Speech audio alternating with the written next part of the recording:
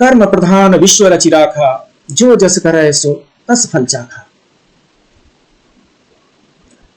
परम विष्णु स्नेही, विष्णु जी के परम भक्त श्री आत्माराम दुबे जी के सुपुत्र गोस्वामी तुलसीदास जी द्वारा रचित रामचरितमानस की ये चौपाइयां आज भी उतनी ही प्रासंगिक हैं जितनी त्रेता युग में थी।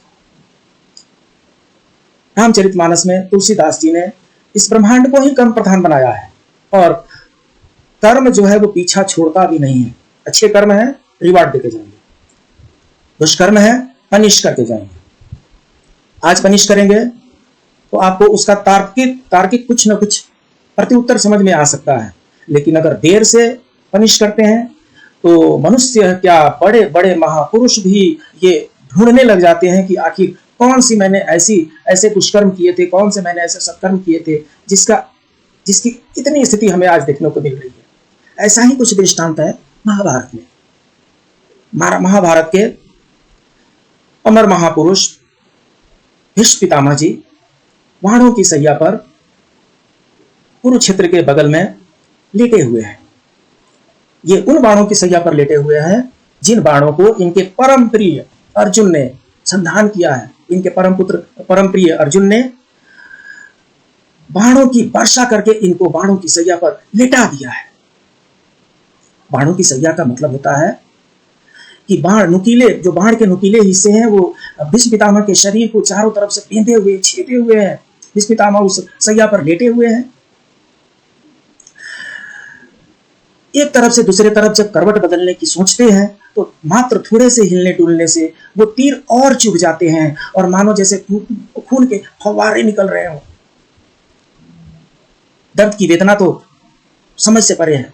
जिस व्यक्ति के शरीर के से खून के फव्वारे निकल रहे हो, पल पल तीर चुभने से उसके दर्द कितना होगा, असहनीय कितना दर्द होगा, ये समझने वाली बात है, कहने वाली बात नहीं है।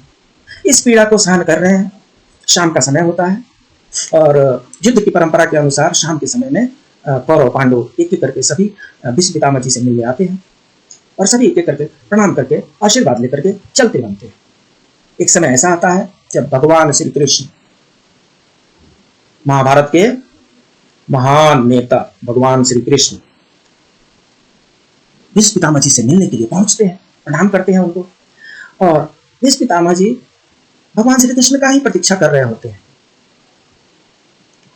भीष्म पितामह उनसे पूछते हैं, हे मधुसूदन, आप तो भगवान हो, आप तो सब कुछ जानते हो, जो कुछ घट रहा है वो भी आपको पता है, जो कुछ घटित होने वाला है वो भी आपको पता है और जो कुछ भी भविष्य भूत में हो चुका है उसका भी ज्ञान आपके पास है। तनिक मुझे ये तो बताइए कि मुझे इस दुष्कर्म की इतनी बड़ी सजा मिल रही है। मैंने ऐसा कौन सा दुष्कर्म किया था जिसकी मुझे इतनी वेदना सहनी पड़ रही है। भगवान श्री कृष्ण उनको बताते हैं, ये पितामह, आप स्वयं भी दिग्दर्शी हैं, आप भी पीछे के बहुत से समय तक आप देख सकते हैं। थोड़ा सा आप ध्यान करके देखिए कि कहां आपसे गलतियां हुई हैं। भीष्म पितामह बोल रहे हैं, यही तो कर रहा हूं, इस बाणों की सैया पर लेटे लेटे मैं यही तो कर रहा हूं, अपने कर्मों का खाका ही निकाल रहा हूं। मैं 100 जन्मों तक पीछे जा चुका हूं और अभी तक मुझे ऐसा कुछ भी दृष्टिगोचर नहीं हुआ, ऐसा मेरा कोई दुष्कर्म सामने नहीं समझ में आया जिसकी इतनी वेदना मुझे सहनी पड़े।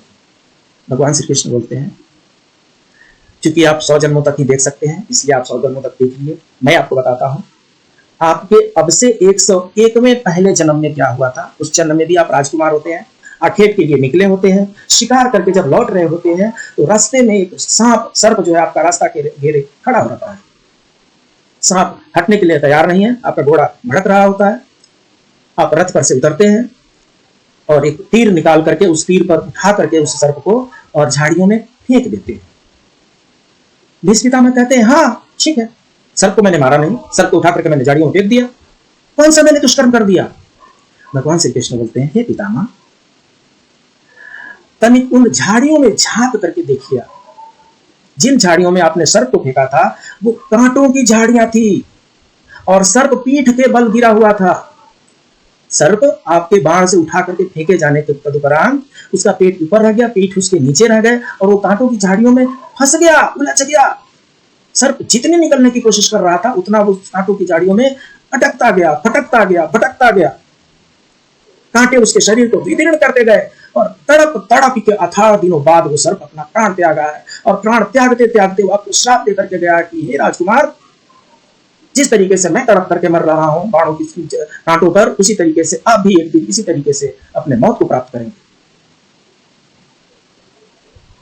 इस पितामह ने कहा, चलो मधुसूदन, मान लिया कि हमसे ये भूल हो गई थी, लेकिन उसकी सजा मुझे 100 जन्मों के बाद इसी जन्म में क्यों, इससे पहले मुझे उसकी सजा क्यों नहीं मिली और इसी जन्म में उसकी सजा मुझे क्यों मिल रही है, जबकि ये सबसे मेरा निर्णायक युद्ध था। भगवान श्री कृष्ण बताते हैं, इससे पहले के सभी 100 जन्मों में आपने ऐसे ऐसे सत्कर्म किए कि आपके सत्कर्म आपके उस दुष्कर्म पर हमेशा हावी रहे, भारी रहे, और आपके सत्कर्म आपके दुष्कर्म को उठने का मौका ही नहीं दिए। इस जन्म में जाने अनजाने में आपसे कुछ दुष्कर्म तो हुए हैं, ये तो आपको भी ज्ञात है कि जिस समय द्रौपदी का चीरहरण हो रहा था उस सभा में सिवाय आपके किसी के पास सामर्थ्य नहीं थी उसको रोकने के लिए। आप रोक सकते थे, मौन धारण करके आप देखते रहे। मौन धारण करना आपका सबसे बड़ा पाप हो गया। एक नारी की इज्जत लुटती रही और आप गर्दन झुकाए मौन धारण किए बैठे रहे। और यह वो समय है जिस समय आपका पाप, आपका दुष्कर्म आपके पुण्य पर भारी पड़ गया और उसकी सजा आप भुगत रहे हैं। सुधीजनों, कर्म चाहे आज हो, चाहे कल हो, चाहे कि बीते हुए कल के समय पे, अच्छे कर्म होंगे पुण्य के रूप में सामने आएंगे, बुरे कर्म होंगे पाप के रूप में सामने आएंगे। और जब लंबे समय के बाद से पुण्य और पाप का लेखा जोखा सामने आता है तो मनुष्य उसको भाग्य का नाम दे करके अपना पल्ला झाड़ना चाहता है। मनुष्य को ये समझ में नहीं आता कि ये कहां से मुझे ये सब दुष्कर्म मिल रहे हैं, कहां से मुझे ये सब कर्म मिल रहे हैं, कहां से मुझे ये सब फल फूल रहे हैं, कहां से मुझे ये तकलीफ हो रही है। और यहीं से भाग्य का खेला शुरू होता है। ये जो भाग्य है ये हमारे कर्मों का ही लेखा जोखा है। जल्दी मिल जाता है तो हमें समझ में आ जाता है, और देर से मिलता है तब तक वो माया की कृपा से हमें वहां तक देख नहीं सकते हैं, समझ नहीं सकते हैं।